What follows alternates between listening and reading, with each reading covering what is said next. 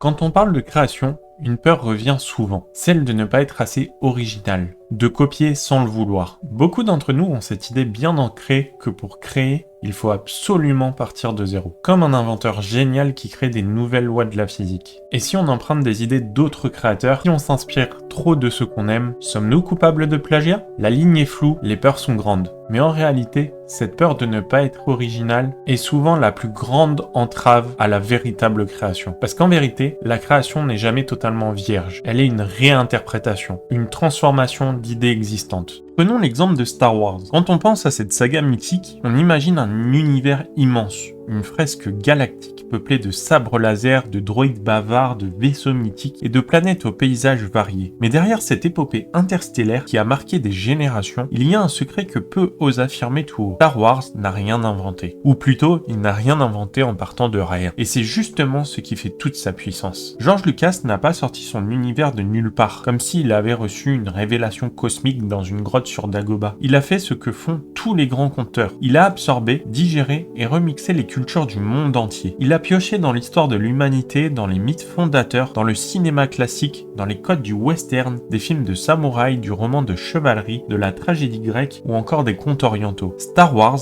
est un patchwork de références savamment réinterprétées. Une grande marmite pop culture où mijotent 1000 influences. Prenons les Jedi par exemple. Leur philosophie et leur mode de vie rappellent autant les moines bouddhistes que les samouraïs japonais. Leur sabre laser, bien plus qu'une simple arme, évoque autant le katana que l'épée d'Arthur. L'élu, la prophétie, le sacrifice, on est dans un récit initiatique qui emprunte autant à la Bible qu'au récit antique. Même la force, cette énergie invisible qui relie tous les êtres vivants, ressemble à un condensé de spiritualité orientale, taoïsme, chi, karma, mixé avec une sauce très occidentale de lutte entre le bien et le mal. Le décor, lui aussi, est loin d'être une invention pure. Tatooine sent bon les westerns poussiéreux, les souks orientaux et les caravanes nomades. L'Empire galactique, avec ses uniformes impeccables, son architecture froide et ses parades militaires, évoque à la fois le Troisième Reich, l'Empire romain et les dictatures modernes. Quant aux vaisseaux, aux robots, aux bases spatiales, tout porte la marque d'un imaginaire déjà vu ailleurs. Et ce n'est pas un hasard si Star Wars parle à autant de monde, parce que justement, il est fait de tout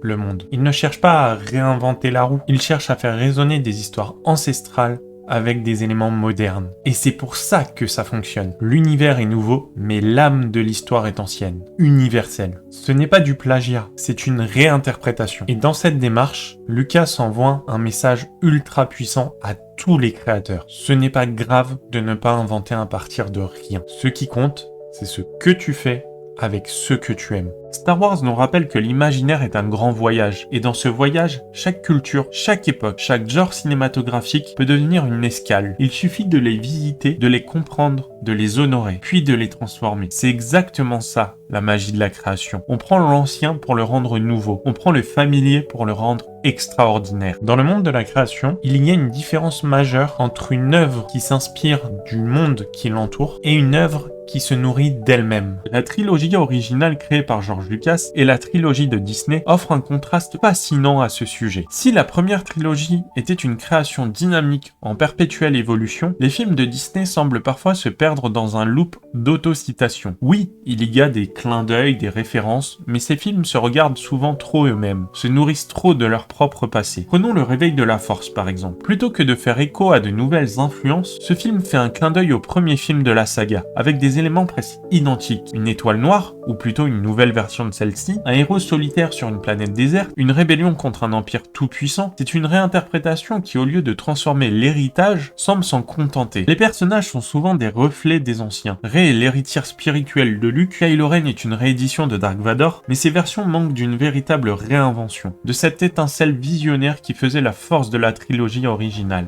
Les films s'enferment dans une boucle de répétition, cherchant à faire revivre un monde qui ne s'inspire plus de l'extérieur, mais uniquement de lui-même. Ce qui fait la puissance de la création, c'est précisément d'oser regarder au-delà de ce qu'on connaît, de puiser dans l'inconnu, de se nourrir de tout ce qui existe autour de nous. Les trilogies de Disney, avec leur respect indéfectible pour l'héritage de Lucas, semblent oublier un principe fondamental. Pour innover, il faut constamment réinventer. Cela passe par l'ouverture aux influences, par l'audace d'explorer d'autres horizons créatifs, même ceux qui peuvent paraître éloignés. La véritable force de la création réside dans l'équilibre. s'inspirer des grands récits, mais ne jamais se laisser enfermer dans un cadre trop étroit. En cela, George Lucas a parfaitement compris que l'innovation ne vient pas du confort de la répétition, mais de la rencontre de différentes cultures, de la confrontation des idées, de la richesse de l'histoire humaine. La trilogie de Disney, malgré ses qualités, manque parfois de cette vision qui cherche à réinventer en profondeur l'univers qu'elle a repris. Alors peut-être que la leçon à tirer est celle-ci. Créer,